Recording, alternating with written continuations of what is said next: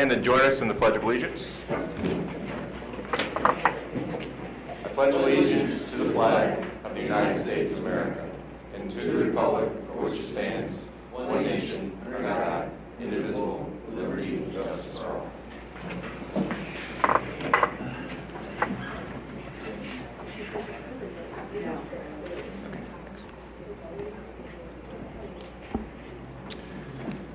All right, I call the meeting to order. I'd like to make a motion to approve tonight's meeting agenda as stated. Do I have a second? Second by Mrs. Fishman. Any discussion? All those in favor? Thank you. All right. That's empty down there. We don't have any blue cards, so we'll dispense with the community open forum and move into special presentations to the board. So tonight we're going to have candidates for our city board representative. Each of them will have 3 minutes, kind of a blue card type time, just to give us any background information that they'd like to share. The board had submitted to each of them 4 questions. We have or will have written responses to those questions, so we'll all have that as well. But this is just for a chance for the board members to get to know and hear from each of these candidates. There won't be a scheduled Q&A time or anything tonight, and we won't be voting tonight. So we have until the next meeting, which is on March 11th. At March 11th, we are obligated, our requirement is that we submit and forward a name to City BOCES that then City BOCES then puts together. There are 3 open seats. Those seats come back to us and we actually vote on them. So we'll vote on our representative and the other 2 open seats as well. And then once all the districts, component districts have voted, the election results will be sent out by city. So we'll know at that point. So with that, we're going to go in alphabetical order tonight. So first up, we have Mr. Scott Dudley.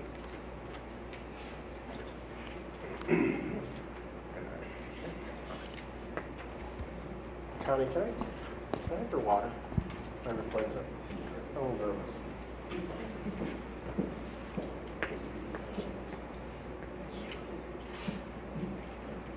nervous. Well, first I'd like to thank this board for the opportunity to speak just for a few moments.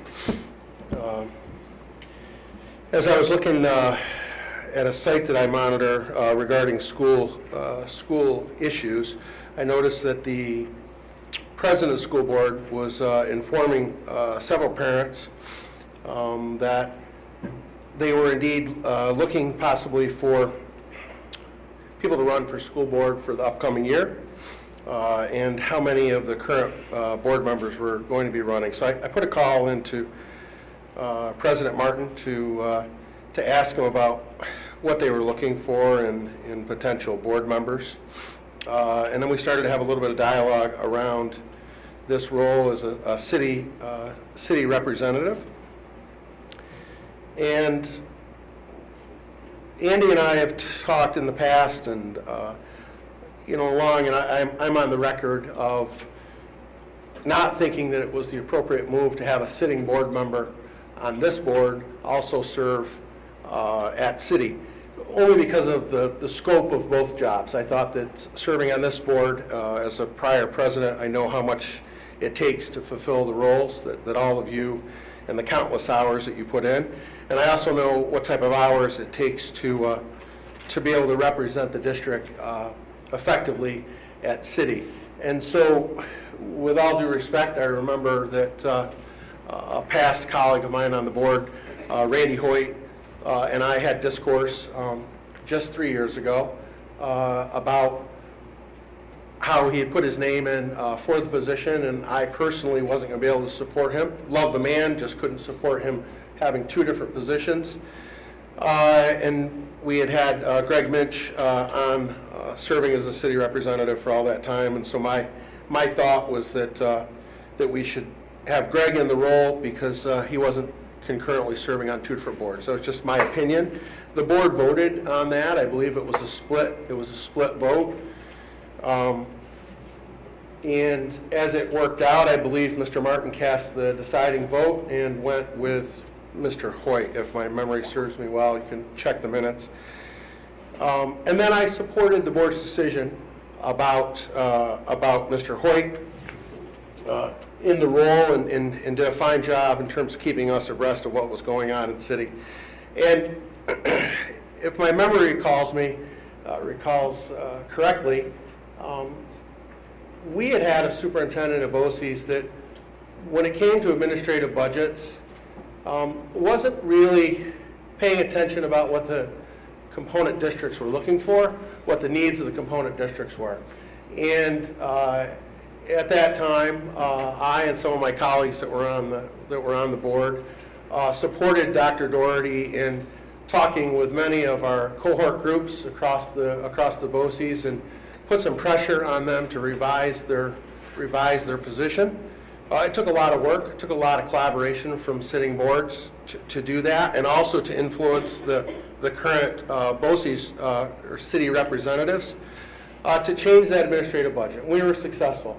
And shortly thereafter, that superintendent decided that he was ready to retire, that he no longer needed to serve in that capacity, and that paved the way for Chris Todd. So I give all that as a history for no other reason than to indulge this board in the importance of this role. It is a crucial role. It is an extension of this fine board, of this fine group of highly educated people who are put in a tireless job for no money to have students be represented that just because of scale we can't offer here locally. Despite the superintendent's best interest, despite administration's best interest, and all of our wonderful teachers, scale comes into mix and we just can't offer what all these kids need. So with that, I look at this role as incredibly crucial.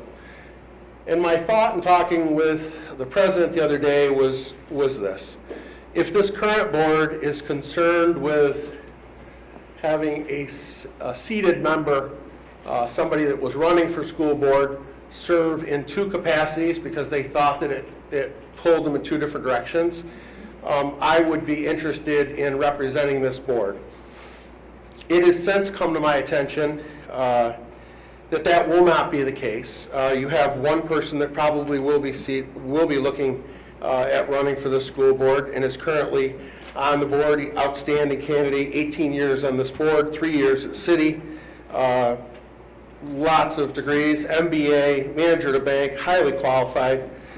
You also have now Greg Minch, 25 years he's been coming to these board meetings, knows our budgets forwards and backwards, I would say second to any other individual in the county, and was also a representative on City for 9 years, is involved with every aspect of what City did, went to all the competitions. And then you also have a fine candidate in Ms. Haskins, who's got 8 years as a PTO representative and 4 years as an officer. So, you know, while my heart would be to always serve this board in a way that could be highly functional and help us persuade other board members to do what is right for Central Square of the county, at this time I feel like you have some solid candidates that may or may not be on the board, and one that would like to throw the hat back into the ring and had served us well in the past. So I'm going to rescind my interest in serving this time because the board has a lot of qualified candidates. But I do ask that this board consider the history of what's at stake when this position is appointed. It's a very challenging position, and it's one in which there should be a tremendous amount of knowledge about budgets, both at the city level and also at this local level. It should be for somebody that has just attended so many board meetings that they are up to speed so that they can be as persuasive as they need to be to not only represent our own needs here in this cohort district, but also across the county. My thoughts, and thank you for allowing me some time to speak to you. Thank you, Mr. Good luck in Doherty. your search. Thank you very much. Appreciate it. And now we'll have Ms. Vanessa Haskins.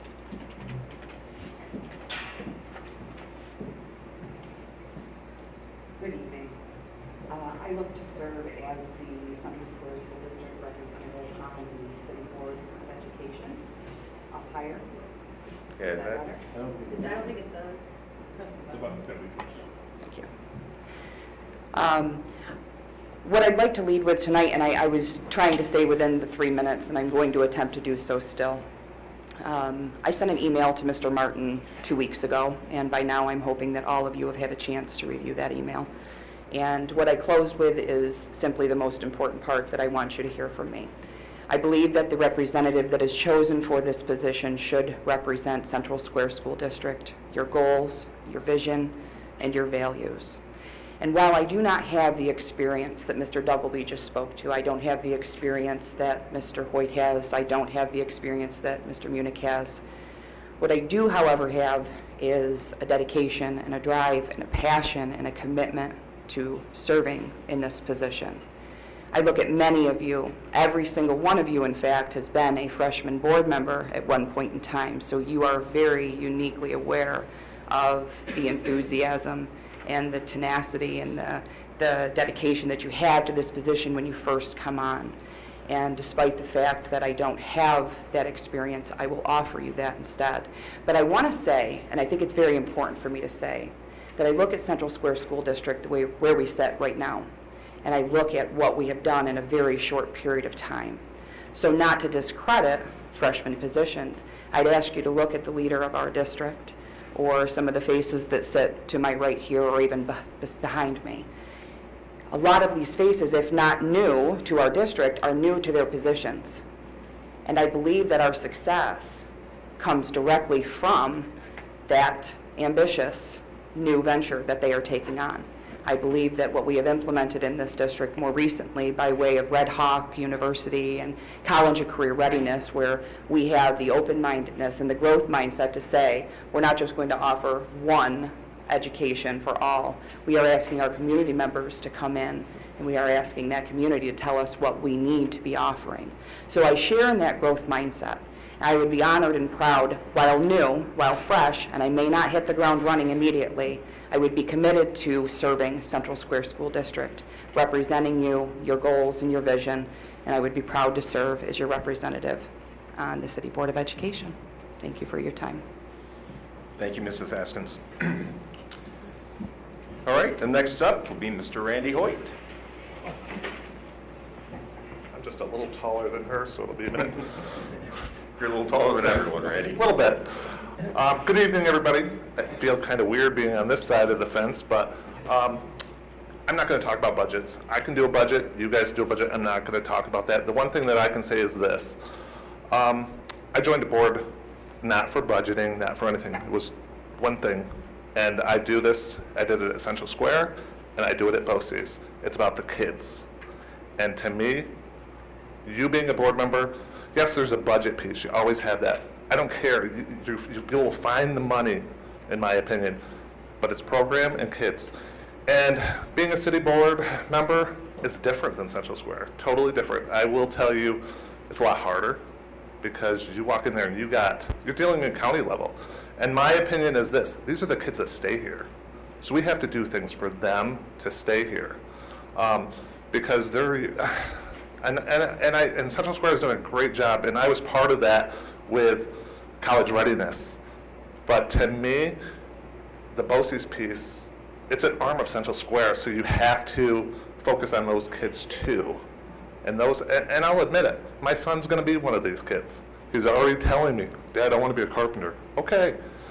You know, my daughter went through the program. I know what's going on there. And the rigor there, and that, I think, I'm probably, and I'll admit it, I am probably the only BOCES board member there that questions the superintendent, that questions what's going on. Why are you doing this? They're really rubber stampers. They really are. But I can't control that either. And to me, I'm not a rubber stamper, and you guys know this already. So I will say, with 18 years on your board, and I'm planning on running again for your board, just so you know, so it is public now. And 3 years on BOCES, I think you need that connection, so that being a board member here and there, and all of them are there, will help extend Central Square's vision. Thank you. If you have any questions, you can always call me. I've told you that before. So good luck. Thank you. Thank you, Mr. Hoyt, appreciate it. And last but certainly not up is Mr. Greg Minch. And as Greg's coming up, I'll just say that I got a message from Greg earlier today expressing his interest, so I just want the board to know that Greg is in possession of the questions that our other two current candidates had answers to. So once Greg gets those over to me, I'll get them to all of you, so you'll have that before we vote on the 11th. So with that, the floor is yours, Greg. With that, again, I stepped back up to this board to run for city because of my interest in the students in city, the entire county, not just Central Square. 9 years up there. 9 years we changed superintendents. We completed a capital project. We changed the entire structure of city at the time. Matter of fact, it was Oswego County BOCES when I went there. It became city and rebranded afterwards. And we brought in Mr. Todd. I was here the other night when Mike was here, talking about the administrative budget. And there's a lot of misconception about that budget. And it's going to take some time to get people to understand that. But that budget has been changed and whittled down in ways that people don't see. And it was done during that time that I was there. Some of the retiree costs are now being whittled down through changes in health insurance programs, and drug programs and whatnot that we've instituted in the contracts while I was still there. It's been 3 years, obviously. But during those 3 years, I've kept in contact. I'm still a member of the Skills USA program. I follow all the students through there. My son went through BOCES as advanced metal manufacturing, did an internship, was hired the second day out, and has been there for 4 years now in an apprentice program, done very well for himself. So I know firsthand what it does for these students. Watching these students, some of them leaving the county for the first time to go to a competition, to go anywhere and see that there's something other than this county, there's something other than right here, that they have an opportunity to do it. Being a part of that is important. It's very important to me. The districts, the 9 component districts it's BOCES. It's exactly what BOCES is. It's a part of every one of our districts. I apologize. It's just been a while since I've done this. Again, watching these kids, seeing these programs, and seeing them going. City right now is going to have to undergo some transformation, especially with space, because of programming that's there and programming that's leaving there, and the added students that the districts are sending to them.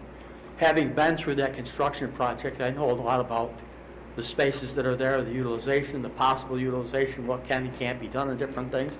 So I think I have an asset in that.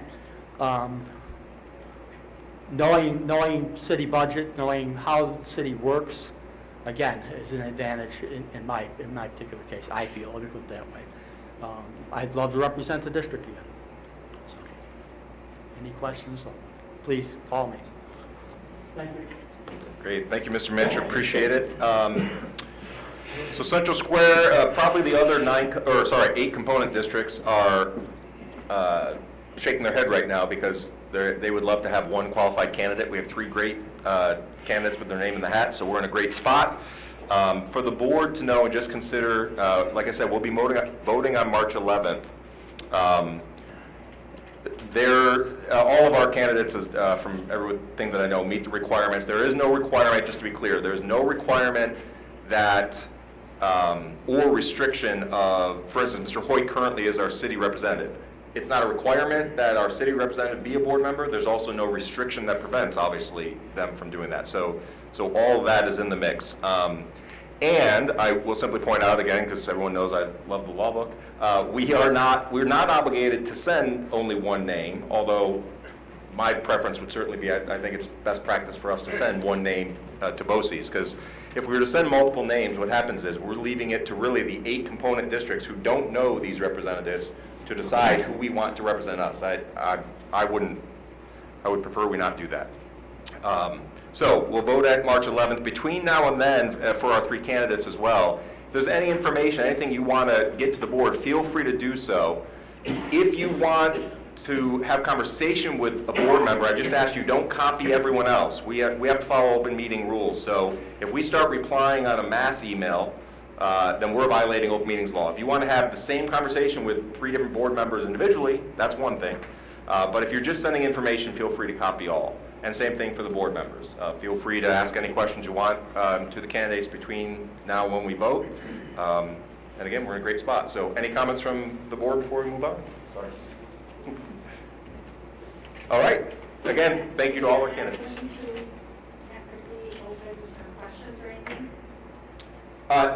No, they each spoke. Mr. Douglas, he rescinded. We have Mr. Mensch, Mr. Hoyt, and Mrs. Haskins all running for the board. And Greg, you'll send me those questions right, and I'll just make sure that the entire board gets them. Perfect. I'll add them to the document that I already sent you guys, just so that it's all in one place. You have them together.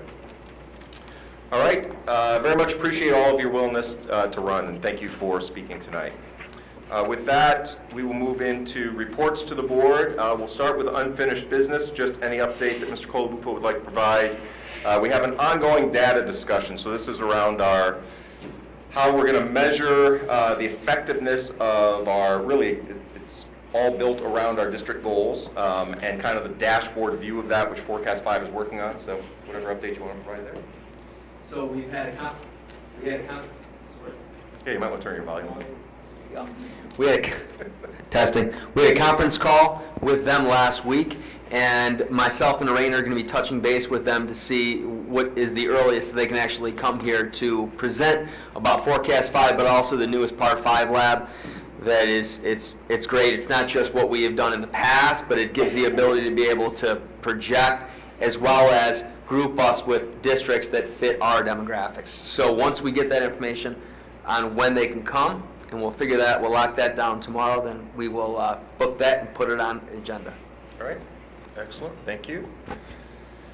All right, next is the, just an update on the presentations that are on the schedule for the board. So we had on the docket to have a presentation on our senior portfolios, and really it was meant to be any sort of update that was needed from our college and career committee. That is going to be moved to April 8th, so we'll update our meeting agenda with that. And that was, again, at the request of the staff, just to make sure that it was as impactful and up-to-date as it could be. So that was moved. And then, I'm forgetting right now, what did you say was added to the next one? We added Oswego County Literacy, but that was not going to be until May 6th. Oh, May 6th, okay. So we'll add that one into the agenda for you. So our next one, which is March 11th, reminder for everyone, our meeting is at Brewton Elementary. We'll have an update on ESSA, clearly on our budget, and then that will also be the night for our 5- and 10-year staff recognition. So hopefully everyone's able to make it, and we will have built into the beginning of that meeting not an insignificant amount of time to break so that we can spend some time with these employees that we're recognizing for their years of service. So. All right, with that, moving into the other reports. Mrs. Wood, any updates from you? No real updates, but I would like to have Tom thank John Pierce on behalf of the board, how he took care of that school district. Copenhagen. Yeah. Yep, absolutely. Send him a thank you. You want to just share what happened? Sure. So there was a bus from Copenhagen. The bus driver was experiencing medical issues. We were aware of that. They made us aware of that. John Pierce went over and was able to get, the ambulance was going to went over there because the driver could no longer drive, but then he was able to get a way to be able to drive them up to the dome where they were competing. So the Copenhagen School District was very thankful to the Central Square School District, to John Pierce, and our amazing transportation staff. Yep, thank you. Our student board representative, any topics from you tonight? No, not really, but I just want to remind you all about the leadership conference. It would be great if you all could come and see it. And just an update about the blood drive. Remind us of the date of the leadership conference. I'm pretty sure it's the 11th. 11th, okay. Monday? Yes. Okay. I'll get back to that. That's fine. We'll make sure that we get it and put it in the meeting minutes so that everyone knows. And did you say you wanted to give an update on the blood drive? It just went really well. Okay. I think it's the 8th, unless it changed. So Friday. Student Leadership Conference? Yep. the 8th, 8 o'clock, right here at Baltimore. Excellent. Thank you. And yes, to your point, if we should make sure, I'm not sure that everyone on the board got like advance warning of the blood drive. I think I got an invite simply because the last time I was able to give blood, so I think I was on their list. But they do a fantastic job, and I know it was packed in there. So great effort you guys do that. Is there another one? Do you know? Is there another one planned for this year? Or? No. Okay. Twice a year. Okay. Yeah, great job. All right, open it up to the board. Any topics that you guys would like to bring up? All right. Just a couple quick updates from me. Just remind the board and the public, Red Hawk University, the next event on that is scheduled for, I believe it's next Wednesday, and I always get the time wrong. 7? Anyway, Red Hawk University, check our website. This one is, I don't want to say a repeat because it's really important information, and if people aren't aware of just what a problem and issue it is on e-cigarettes and vaping and all of the issues that come with it. And it is far scarier than I certainly knew before this school year started. So that's a really good one. And again, kudos to every Red Hawk University they've been doing. I know maybe the attendance hasn't been where they want it, but I know the people that have gone have loved the information they're getting. So. And then I'll let everyone know that the Oswego County School Board Association is putting on an event March 27th. Daniel Baldwin, who spoke here on the topic of addiction and a lot of the subtopics around that, will be speaking, and we'll send out flyers and get information out to everyone on that. But it is a county-wide event, and they expect a very large attendance at that. And with that, I will turn it over to the superintendent for the superintendent's report. And in his defense, I would expect this one to be longer than usual. We had to, due to a lot of reasons, it didn't happen last time, so he's covering for 2. I want to start off by just, again, quickly explaining why the board meeting was today when we had the 5th grade, actually the elementary and middle school and high school band concert. It's difficult to get Armored One and King & King together on the same night. Because they are so popular, and many districts are also going through safety and security capital projects, also planning the referendum vote to be in the spring. So to be able to get them on the same night, it's a good thing that they're popular. Obviously, they're in demand. So that's why it was definitely not to be a slight.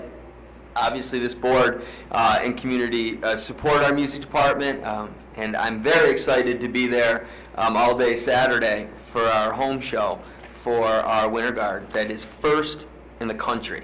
So that's fantastic. So now we'll jump right into it. All right. The boys indoor track team were crowned Section 3 champs on Thursday, February 7 at the SRC Arena. They were the league champs as well. Section 3 champions are Jared Dwyer, shot put, Kaylee Sundit, the 600 meter, Quinn Ames, pole vault, Caitlin Meagle, long jump, Jordan Revenall is pole vault, girls 4x400 relay, Cora Cohane, Isabella Sherman, Jen Metz, and Sierra Furman. Frank Derzinski won the 1,000 meter. The boys 4x800 relay, Wyatt Rogers, Brandon Martin, Gabe Cesari, and Frank Derzinski. Congratulations to our individual champions. Indoor track girls are going to the States. Kaylee Sundit will compete in the intersectional medley relay, and Jordan Revenel Schuler will compete in pole vault on March 1st. Congratulations to the following athletes that have signed with colleges. Tom Hunold, boys lacrosse, Division II, Mars Hill University. Joshua Levry, boys lacrosse, Division II, Wilmington University. Our very own treasurer, Lisa Fox's daughter, Courtney Fox, girls lacrosse, Division I, St. Bonaventure. Mason Hoyt, football, Division II, Seton Hill. Nick Ransom received the Central New York National Football Foundation Scholar Athlete Award in January at the Turning Stone Casino. This award goes to high school athletes throughout Section 3 who excel in the classroom as well as on the playing field. Nick's accomplishments in both areas earned him a well-deserved award. Nick had a phenomenal season. Cole Mulhauser, Paul B. Moore, freshman, received the Central New York Wrestler of the Week award. Cole is a Class A champion, most outstanding wrestler, and achieved his 100th career win. And he was crowned Section 3 champion this past Saturday, February 9th. I saw him wrestling at SRC Arena. It was pretty amazing. He is the only wrestler headed to states in 2 weeks. On Wednesday, February 27th, Cole will be named, which was just yesterday, the new Channel 9 Athlete of the Week.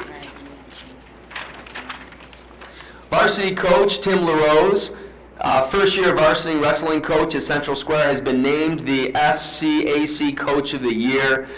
Very, very telling, very touching picture of him in the Syracuse.com was one of the players, one of the wrestlers, actually, after they pinned somebody, jumped up and was in Tim's arms, which was pretty cool to see. On to the bowling news. As a junior, Dimitri Quior had the top average on his team with a 205, finishing in the top 15% of his league. This qualified him for Section 3 shootout tournament, which he won shooting a total of 1,426 over 6 games, a 237 average. This earned him a spot on Section 3 games, 237 average. Fun fact, my average was actually 250 on the Wii. All right, this is an all-star team comprised of 6 of the top bowlers in the section. They will be competing at the state tournament on March 9 at Strikes and Spares Lanes. Good luck, Dimitri. 6 Central Square rifle athletes qualified to go to the States at West Point on March 1st. Good luck. That is fantastic, and as you all know, we have an amazing program with Mr. Minjik. Boys varsity basketball was named the SCAC December Team of the Month. The boys and girls varsity teams recently made a trip out to AA Cole as part of the school's Athletes Reading at Cole program. The high school students were assigned to classrooms where they read students a book. The athletes then fielded questions and then talked to elementary students about the importance of good character both in and out of school. Finally, the players presented each elementary student with a voucher for free admission to a future boys or girls varsity basketball game. Thanks to Mr. Jim Janzak and Coach Adams and Brazel for supporting this very worthwhile program. And now from the world of robotics. The robotics team has been going to area tournaments and are doing extremely well. They have grown to, as you will see, this year the Robo Eagles have won an award at every event. On January the 12th, they won the Excellence Award at Liverpool. On February 2nd, they won the Excellence Award at Baldwinsville. And on February 9th, they won the Tournament Champions and Skills Championships at Fulton. We also had 2 new teams in our club competing this year. The middle school team competed on February 2nd and February 9th. They did extremely well for the first ever time competing. At their first ever competition, they qualified for the state championships. They are competing in the high school division at these competitions. That is fantastic. Here is the team info. Heavy metal, 2 Paul V. Moore students who are very busy but wanted to build and compete. Hats off to Janice. Now, You gotta bear with me on this one, and I hope Janice can understand that any last name that has over 15 letters in it, like my last name, is very difficult, but I'm going to give it a go. GM Pru Kawatana, I think that's it, is an exchange student. Megan Mitchell, freshman, for an awesome job. Middle schoolers, Campbell Bagley, 6th grade, JD Bean, 6th grade, Landon Drought, 6th grade, Zach Jesse, 7th grade, AJ Nichols, 6th grade, Nick Rodriguez, 6th grade, Sam Strupp, 7th grade, Tyler McWeeny, 7th grade. Robo Eagles, we have Forrest Kerr, 12th grade, Sawyer Mitchell, 12th grade, Ethan Reinhardt, 10th grade, Matt Stewart, 12th grade, Noah Tolson, 10th grade, Ethan Wells, 10th grade, and Spencer Wells, 12th grade. Next up for the Robo Eagles and the middle schoolers is the state championships on March 2nd at the SRC Arena. In the past 2 years, the Robo Eagles have qualified for the World Championships. We will be working hard to rise up to the occasion and do it again, they said. This year's game is going to be very difficult. Moving on to the Winter Guard. Congratulations to the junior varsity Winter Guard who placed first in competition over the weekend in Troy, Pennsylvania at the regional competition. The JV Guard earned first place over 8 competing guards in the Scholastic A class. Congratulations to the members of the Central Square Varsity Winter Guard who placed first in competition in a regional competition in Troy, Pennsylvania over the weekend. Central Square Varsity earned first place out of 11 competing guards in their class. And the last, congratulations to Central Square Varsity Winter Guard for placing first out of 27 groups at the Winter Guard International Regional Competition this past weekend in South Brunswick, New Jersey. Out of the 91 guards across the country, Varsity Winter Guard had the highest score of the weekend. They are currently ranked #1 in the country. Come see them and the other Central Square Winter Guards this Saturday at Paul V. Moore Gym at 2 o'clock. Currently, in week 4 of the Winter Guard season, Central Square Winter Varsity Guard, based on competition score, as I just said, is ranked first in the country. And from the world of arts, at this year's 2019 Central New York Scholastic Art Awards, over 2,500 students, artists representing over 100 area schools submitted 5,673 pieces of art. Paul V. Moore High School winners in photography, jewelry, ceramics, and glass were Brent Tyrell, Haley Earls, Isabella Heath, Kirsten Lorraine, Seth Morse, Jasmine Neto, Mira Ogier, Mark Rio, Bernard Volpe, Connor Colsante, Joseph Cook, Allison Forder-Kantz, Sammy Lamb, Madison Zackel, Angelina Bellows, Skyla Cieslik, Jenna Countryman, Tyler Elderbroom, Morgan Folan, Isaac Giesman, Haley Peck, Kaylee Sundit, and Dakota Wright. The last good news of the evening, it's bittersweet for some people, but the closing of the 642 South Main Street, which we refer to as the old district office, the closing is set, and it will be this Wednesday, March 6th. That concludes the superintendent report. Good job with almost all the names. I do want to say that I gave blood today, and then I had a major tooth, and I think the Novocaine is wearing off. So, yeah, I'm going to give myself a pat on the back. First of all, great presentation. Love the kind of multimedia to it. Nice job. Thank you. Uh-huh. Oh, I figured that was you, Joanne, right? It's awesome. Yeah, it was. No, it was very good. Yeah. No, I think you've set the new standard, so make sure you fill Pearl in. She's back next. Pearl's going to thank you for this, I guarantee it. And all kidding aside, we haven't done this yet, but tonight, in all likelihood, is Joanne's last time filling in for Pearl, and she's done an amazing job. So,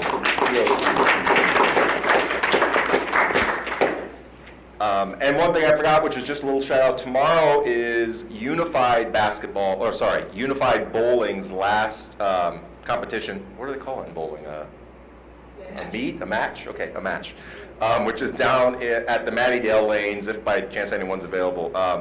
But tomorrow's the last one. I was talking to one of the people working with it before the meeting and just raving about how great it is that we're offering these opportunities. So great job to everyone.